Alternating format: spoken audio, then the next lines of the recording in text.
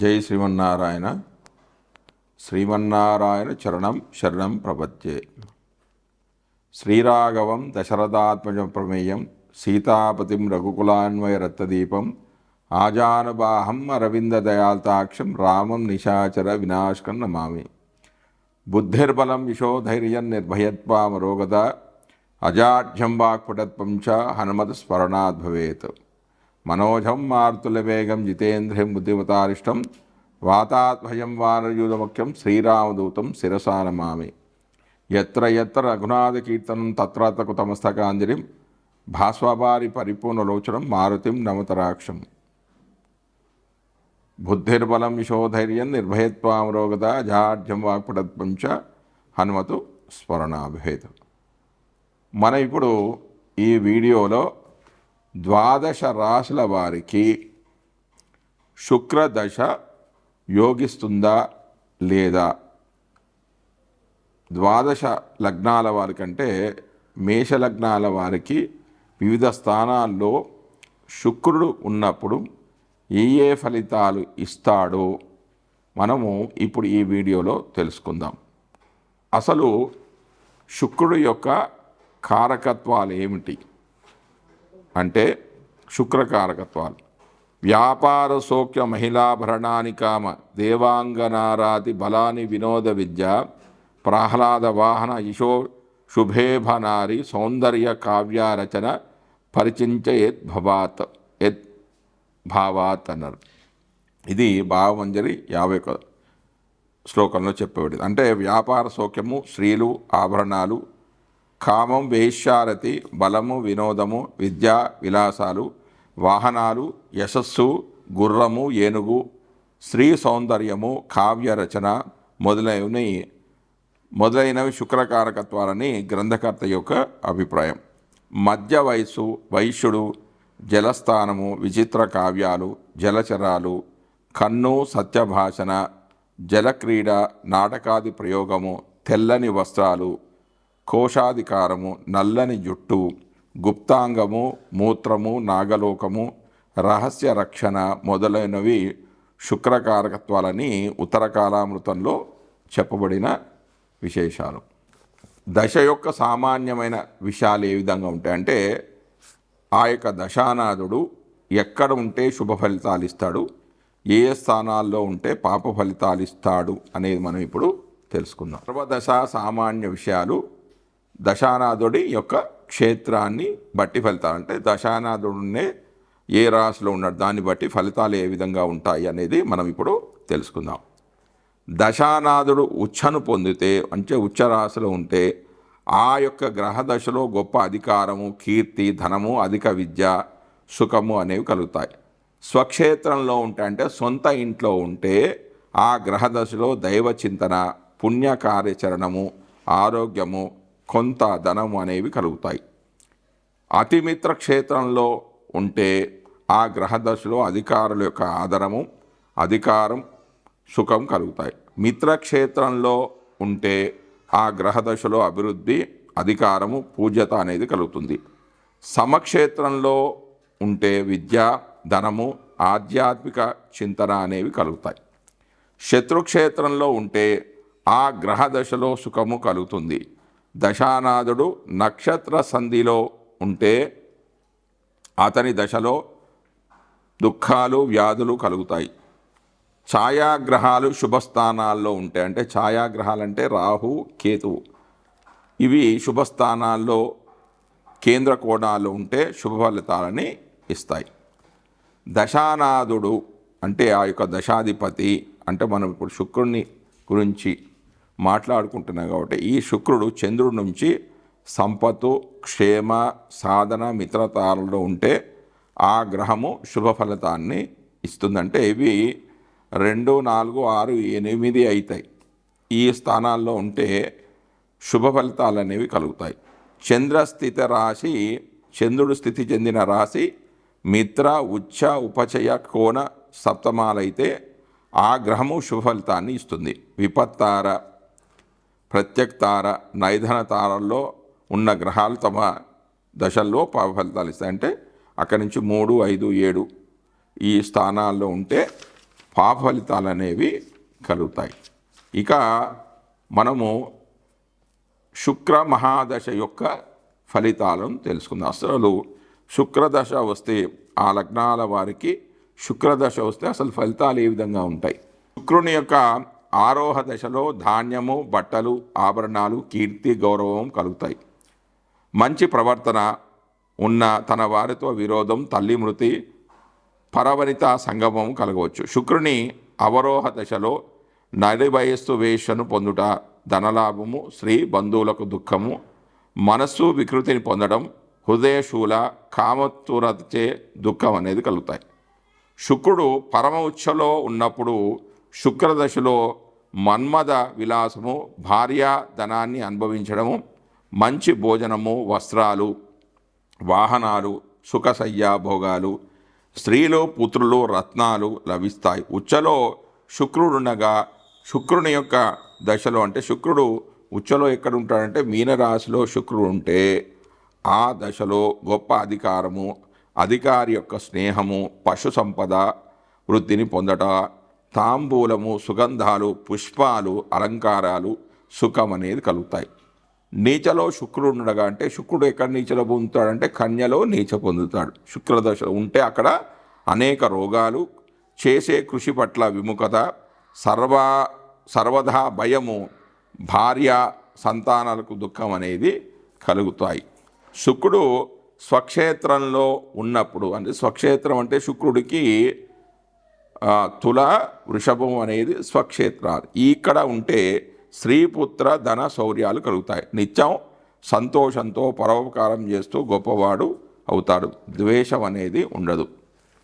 శుక్రుడు మూల త్రికోణంలో ఉంటే అంటే తులారాశిలో తుల అంటే స్వక్షేత్రాల్లో బలమైన దాన్ని మూల త్రికోణం అంటారు. అంటే తులలో శుక్రుడు ఉంటే అధికారము, వ్యాపారము, స్త్రీధనము, శాస్త్రజ్ఞత, కీర్తి లభిస్తాయి. శుభగ్రహాలతో కూడిన శుక్రదశలో అంటే శుక్రుడు శుభస్థానాల్లో ఉండి శుభగ్రహాలతో కలిసి ఉంటే అంటే శుక్రుడే ఒక శుభగ్రహం. బుధుడితో కానీ గురువుతో కానీ కలిసి శుక్రుడు ఉన్నట్లయితే పుత్ర, మిత్ర, ధాన్యాలు లభిస్తాయి. సౌభాగ్యము, గౌరవము, వాహనాదులు లభిస్తాయి. ఒకవేళ పాపగ్రహాలతో శుక్రుడు ఉన్నట్లయితే అంటే పాపగ్రహాలు అంటే ఏంటి? రవి, కుజుడు, శని, రాహు, కేతులతో కలిసి ఉన్న ఒకవేళ వాళ్ళ దృష్టి కానీ ఉన్నట్లయితే స్థాన చలనం అంటే తను ఉన్న స్థానం నుంచి వేరే దగ్గరికి వెళ్ళడము, బంధువులతో గొడవలు కావడము, తన వంశాచారాలను పాటించకపోవడము అంటే ఇక కొందరు వేరే క్యాస్ట్ వాళ్ళని కూడా మ్యారేజ్ చేసుకుంటారు కదా, వేరే వర్ణం వాళ్ళని, అలాంటివి కూడా జరగవచ్చు. వ్యవసాయము, ధనము, భార్యకి సంతానానికి నష్టం కలగడం అంటే వాళ్ళకి అనారోగ్య సమస్యలు రావడం లాంటివి కూడా జరగవచ్చు.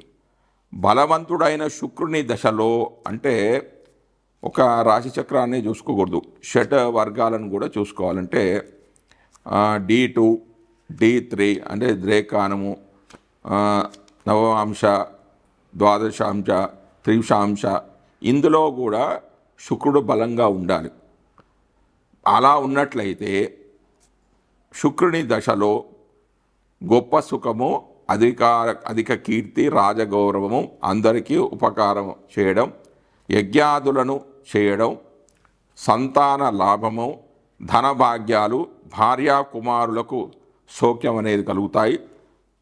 బలహీనుడైన శుక్రుని దశలో ఒకవేళ శుక్రుడు ఈ షడ్వర్గాలలో అంటే 7 చక్రాలలో శుక్రుడు ఒకవేళ బలహీనంగా ఉన్నట్లయితే గొప్ప సుఖము, అధిక కీర్తి, రాజ గౌరవం, అందరికీ ఉపకారం చేయడం, యజ్ఞాలు చేయడం, సంతాన లాభము, ధనభాగ్యాలు, భార్యా కుమారులకు సౌఖ్యం కలుగుతాయి. ఒకవేళ అంటే ఇవన్నీ కూడా శుక్రుడి బలహీనతగా బలంగా ఉన్నప్పుడు. శుక్రుని బలహీనుడైన శుక్రుని దశలో గొప్ప కష్టం అనేది వస్తుంది. అంటే బలహీనుడైన శుక్రుని దశలో గొప్ప కష్టము, స్థాన నాశనము, ధర్మనాశనము, శత్రువృద్ధి, రుణవృద్ధి అనేవి కలుగుతూ ఉంటాయి. ఇవి ఇప్పటివరకు మనం చెప్పినవన్నీ కూడా శుక్రుడి యొక్క కారకత్వాలు. దశల వారీగా దశల వారీగా శుక్రుడు ఆ గ్రహము ఉచ్చ స్థానంలో ఉంటే మంచి స్థానంలో ఉంటే ఏ ఫలితాలు వస్తాయి, చెడు స్థానాల్లో ఉంటే ఏ ఫలితాలు వస్తాయి, మరియు శుక్ర దశ యొక్క ఫలితాలు అనేవి మనం ఇప్పుడు తెలుసుకుందాం. జై శ్రీమన్నారాయణ. మనం ఇప్పుడు ఈ వీడియోలో వృశ్చిక లగ్నం వారికి ఏ స్థానాల్లో శుక్రుడు ఉంటే ఆ దశ యోగిస్తుంది అనేది మనం ఇప్పుడు తెలుసుకుందాం. వృశ్చిక లగ్నానికి శుక్రుడు సప్తమ వ్యయాధిపతి. అసలు సప్తమ భావంలో ఏ విషయాలు ఉన్నాయి, వ్యయంలో అంటే 12వ భావంలో ఏవే విషయాలు ఉన్నాయో అనేది మనం ఇప్పుడు తెలుసుకుందాం. వివాహము, వ్యభిచారము, ప్రేమించబడడం, జయము, భార్యానాశనము, భార్యాద్వేషము, క్రమం తప్పడం, సుగంధ పుష్పాలు, సంగీతము, పువ్వులు, మృష్టాన్నపానాలు, తాంబూలము, ప్రయాణభంగము, పెరుగు, బుద్ధిమాంద్యము, వస్త్రాలంకార ప్రాప్తి, రేదస్సు, భర్త పవిత్రత, ద్వికలత్రము, మర్మస్థానము, మలమూత్ర విసర్జన అవయవాలు, వ్యాపారము, పాలు, తీపి పదార్థాలు, మేడ, పప్పు, నెయ్యి మొదలైన వాటితో కూడిన భోజనము, దానము, శౌర్యము, శత్రువులను జయించడం, విజయం, దాచబడిన ధనం అంటే వేరే చోట, వాదము, మైథునము, దత్తపుత్రులు, నీతితో చేసిన పదార్థాలు, స్వదేశము, అన్యదేశము, భార్య, మన్మథ రహస్యాలు, శౌర్యము మొదలైన అంశాలు ఈ భావంలో పరిశీలిస్తారు. ఇక 12వ స్థానంలో ఏమే విషయాలు ఉన్నాయి? ద్వాదశ భావంలో నిద్రాభంగము, మనోవ్యాధ, పాదాలు, శత్రు భయం, బంధనము, పీడా విముక్తి, అప్పు తీరడము, గుర్రాలు, ఏనుగులు, తండ్రి ధనము, శత్రువు, స్వర్గారోహణము, ఎడమ కన్ను, జనద్వేషము, అంగవైకల్యము, జారత్వము, వివాహము, నష్టము, శయనము, త్యాగం, అధికార నాశము, శత్రువు యొక్క కారాగృహంలో ఉండడము, చిత్తావైకల్యము, దీన స్వభావము, చెడ్డ స్వభావము, తండ్రి సోదరుడు అంటే దశమా తృతీయం వ్యయమైంది కాబట్టి తండ్రి సోదరుడు, సుఖం కోసం ఆలోచించడం, సౌఖ్యనాశనము, సౌఖ్యం కోసం బాధించడం, కోపం తెచ్చుకోవడం, దేహ సౌఖ్యం లోపించడం, మృతి, ఇతర దేశం వెళ్ళడము, అన్ని విధాలుగా ఖర్చులు, భార్యాహాని అనేవి ద్వాదశ భావం ద్వారా పరిశీలించాలి. ఇక వృశ్చిక రాశి వారికి శుక్రుడు 1, 4, 5, 7, 9, 10, 11 ఈ స్థానాల్లో బాగా యోగిస్తాడు. అంటే మిగతా స్థానాల్లో సామాన్యంగా యోగిస్తాడు. ఇక వృశ్చిక లగ్నం వారికి 12 భావాల్లో శుక్రుడిచ్చే ఫలితాలు ఏంటి అనేవి మనం ఇప్పుడు తెలుసుకుందాం. వృశ్చిక లగ్నానికి శుక్రుడు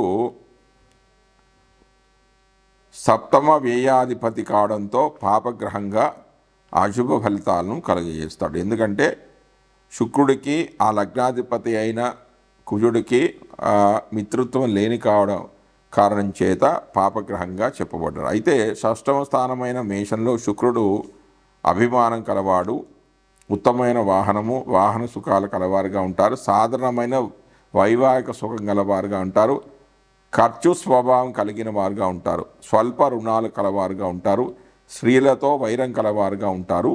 ఈ దశ మిశ్రమమైన ఫలితాలను కలుగజేస్తుంది.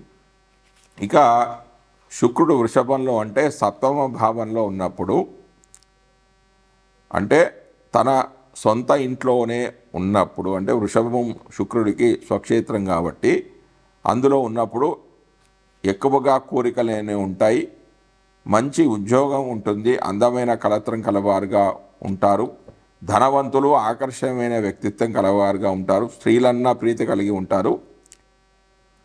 ధన విషయంలో కానీ వివాహ విషయంలో కానీ ఈ దశ మంచిగా యోగిస్తుంది, మంచి సుఖం కలిగి ఉంటారు. వ్యాపారాదులు ఈ దశ వచ్చినప్పుడు వారికి వ్యాపారస్తులకు బాగా కలిసి వస్తుంది. తర్వాత అష్టమంలో అంటే మిథునంలో శుక్రుడు స్థితి చెంది ఉన్నప్పుడు, ఇది మిత్రక్షేత్రం కావడం వల్ల దాంపత్య జీవితంలో కొంచెం వివాదాలు కలుగుతాయి, గుప్త రోగాలు కలవారుగా ఉంటారు, వైద్యము కోసం ధనాన్ని ఖర్చు చేసేవాళ్ళుగా ఉంటారు, ఖర్చు చేస్తారు బాగా, స్త్రీలతో వివాదాలు ఉంటాయి, ఈ శుక్ర మహాదశ మధ్యమ ఫలితాలను కలిగి ఇస్తుంది. తర్వాత శుక్రుడు నవమంలో ఉంటే అంటే కర్కాటకంలో ఉన్నప్పుడు అన్ని విధాలుగా సౌఖ్యాలు కలిగి ఉంటారు. అందమైన కలత్రం కలవారుగా ఉంటారు. వివాహానంతరం భాగ్యయోగం కలవారుగా ఉంటుంది. వివాహం తర్వాత బాగా కలిసి వస్తుంది. సోదర సుఖం కలిగి ఉంటారు. ఈ శుక్ర మహాదశ శుభ ఫలితాలను కలిగిస్తుంది. తర్వాత శుక్రుడు దశమ భావంలో ఉంటే అంటే సింహంలో ఉన్నప్పుడు, దశమ స్థానమైన సింహంలో ఉన్నప్పుడు బుద్ధిమంతులు, అనేక కళల్లో ప్రవేశం గలవారుగా ఉంటారు. తద్వారా ఉన్నత స్థితి కలిగిన వారుగా ఉంటారు. యోగ్యమైన మంచి ఒక వాహనం ఉంటుంది, వాహన సౌఖ్యాలు ఉంటాయి. అందమైన గృహం అనేది కూడా ఉంటుంది. దంతరోగాలు ఉంటాయి. వృత్తిలో అనుకూలత ఉంటుంది. కొంచెం వ్యసన బుద్ధి అనేది ఉంటుంది. కానీ ఆ లగ్నాధిపతికి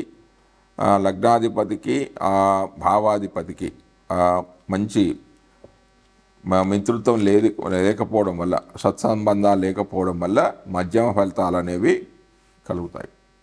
తర్వాత శుక్రుడు కన్యలో ఉన్నప్పుడు అంటే ఏకాదశ స్థానంలో ఉన్నప్పుడు, ఏకాదశం అనేది ఏకాదశ స్థానంలో ఏ గ్రహమున కూడా శుభ ఫలితాలే కలుగుతాయి. కానీ కన్య అనేది శుక్రుడికి నీచ స్థానం కాబట్టి అధికంగా మాట్లాడేవాళ్ళు, కలత్రంతో విరోధాలు ఉంటాయి. అనేక మంది స్త్రీలతో తిరిగేవారుగా ఉంటారు. సంతానంతో చికాకులు ఉంటాయి. వృత్తిలో అనుకూలత కలిగి ఉంటుంది, పర్వాలేదు. స్త్రీ సంతానం వల్ల కొంచెం లాభం ఉంటుంది. సాధారణమైన జీవితం కలిగిన వారుగా ఉంటారు. శుక్ర మహాదశ సాధారణమైన ఫలితాలను కలిగి ఇస్తుంది. తర్వాత తులలో అంటే ద్వాదశంలో ఉన్నప్పుడు సప్తమ వ్యయాధిపతి శుక్రుడు, తులా లగ్నానికి సప్తమ వ్యయాధిపతి శుక్రుడు ద్వాదశంలోనే ఉన్నప్పుడు అంటే తన సొంత క్షేత్రంలోనే ఉన్నప్పుడు భౌతికమైన సుఖాలు అనుభవిస్తారు. అనేక మంది స్త్రీలతో కూడిన వారుగా ఉంటారు. చక్కని వాహన సౌఖ్యంగా ఉంటుంది. విదేశాలకు వెళ్తారు. విదేశాల్లో నివాసం అనేది ఉంటుంది. గుప్త శత్రువులు కలిగి ఉంటారు. అందమైన కలత్రం కలిగిన వారుగా ఉంటారు. ఏదైనా ఒక కళలో నేర్పు కలిగిన వారుగా ఉంటారు. ఈ దశ మంచి ఫలితాన్ని ఇస్తుందంటే శుక్రుడు తన సొంత క్షేత్రంలోనే ఉన్నప్పుడు, ఆ దశ నడుస్తున్నప్పుడు మంచి ఫలితాలే కలుగుతాయి. ఇక శుక్రుడు వృశ్చికంలో అంటే ప్రథమ భావంలో ఉన్నప్పుడు అంటే వృశ్చిక లగ్న జాతకుల లగ్నంలోనే శుక్రుడు ఉన్నప్పుడు అందరిపైన తన యొక్క ప్రభావాన్ని చూపిస్తాడు. మంచి యోగ్యమైన భార్య అనేది ఉంటుంది. నేర్పు కలిగిన వారుగా ఉంటారు. ఏ కార్యానైనా సమర్థవంతంగా పూర్తి చేసేగలవారుగా ఉంటారు. మంచి విద్య లభిస్తుంది. మంచి విద్య కలిగిన వారుగా ఉంటారు. మంచి మిత్రులు ఉంటారు, సోదరులు ఉంటారు, యోగ్యమైన సంతానం కలిగి ఉంటారు. కానీ శుక్ర మహాదశ సాధారణమైన ఫలితాలను ఇస్తుంది. ఇక శుక్రుడు ప్రథమ భావం ధనము, కీర్తి, ప్రతిష్టలు, వివాహం తర్వాత యోగమైన ఫలితాలు ఉంటాయి. గుప్త శత్రువుల మీద పీడ కలిగి ఉంటారు. విశేషమైన బంధువులు కలిగి ఉంటారు. నేర్పుగా మాట్లాడేవారు కలిగి ఉంటారు. ప్రభుత్వ వ్యవహారాల్లో నేర్పు కలిగిన వారుగా ఉంటారు. అన్ని వ్యవహారాలను చాలా చాకచక్రంగా నెరవేరుస్తారు. కానీ శుక్ర మహాదశ మధ్యమ ఫలితాలను కలిగి ఇస్తుంది, అంటే మధ్యమ ఫలితాలుగా ఉంటాయి. తర్వాత తృతీయంలో శుక్రుడు ఉన్నప్పుడు అంటే మకరంలో శుక్రుడు ఉన్నప్పుడు, మకరం అనేది శుక్రుడికి మిత్రక్షేత్రం కాబట్టి ఇందులో ఉంటే దీని పరాక్రమ భావము, విక్రమ భావము, సోదర భావము అని కూడా ఉంటారు. ఇందులో ఉన్నప్పుడు పరాక్రమవంతులుగా ఉంటారు. అనేక మంది స్త్రీలు మిత్రులుగా ఉంటారు. సమాజంలో కీర్తి ప్రతిష్టలు కలిగిన వారుగా ఉంటారు. విదేశాల్లో నివాసం లేదా విదేశాలందు సంచారం చేస్తుంటారండి. ఎప్పుడు కూడా ప్రయాణాలు చేస్తూ ఉంటారు. విదేశాల్లో సంపదలు అనేవి కలిగి ఉంటాయి. శుక్ర మహాదశ శుభ ఫలితాలను కలిగిస్తుంది. తర్వాత చతుర్థంలో శుక్రుడు అంటే కుంభంలో, లగ్నాది చతుర్థం ఏమైంది? కుంభమైంది. ఈ కుంభం అనేది శుక్రుడికి మిత్రక్షేత్రం. ఈ మిత్రక్షేత్రంలో శుక్రుడు ఉన్నట్లయితే మంచి తల్లిదండ్రుల యందు ప్రేమ ఉంటుంది, మంచి గృహం ఉంటుంది, గౌరవ మర్యాదలకు ఎలాంటి లోటు ఉండదు, పిత్రార్జితం చక్కగా అనుభవిస్తారు. రాజనీతి బాగా తెలిసిన వారుగా ఉంటారు. కానీ కొంచెం దంతరోగాలు, పండ్లకు సంబంధించిన వ్యాధులు ఉంటాయి. ప్రభుత్వం చేత సన్మానాలు పొందేవారు ఉంటారు. అంటే వ్యాపార మూలకంగా, వ్యవసాయ మూలకంగా వీళ్ళు లాభాలు ఆర్జిస్తారు ఈ దశలో. అంటే శుక్రదశ అనేది వీరికి బాగా యోగిస్తుంది. తర్వాత పంచమంలో అంటే మీనంలో శుక్రుడు ఉన్నప్పుడు, మీనం అనేది శుక్రుడికి ఉచ్చక్షేత్రం కాబట్టి ఇందులో ఉంటే మంచి శుభ ఫలితాలే కలుగుతాయి. మంచి విద్య, విశేషమైన జ్ఞానం కలిగిన వారుగా ఉంటారు. ఉత్తమమైన సంతానము, వారి వల్ల గౌరవము, సుఖాలు కలవారుగా ఉంటారు. మంచి పదవీ లాభం కలిగి ఉంటుంది. వైవాహిక సౌఖ్యము, మనసులో అనుకున్నవి సాధించుకునే నేర్పు కలిగిన వారుగా ఉంటారు. ఈ శుక్ర మహాదశ శుభ ఫలితాలను కలిగిస్తుంది. జై శ్రీమన్నారాయణ.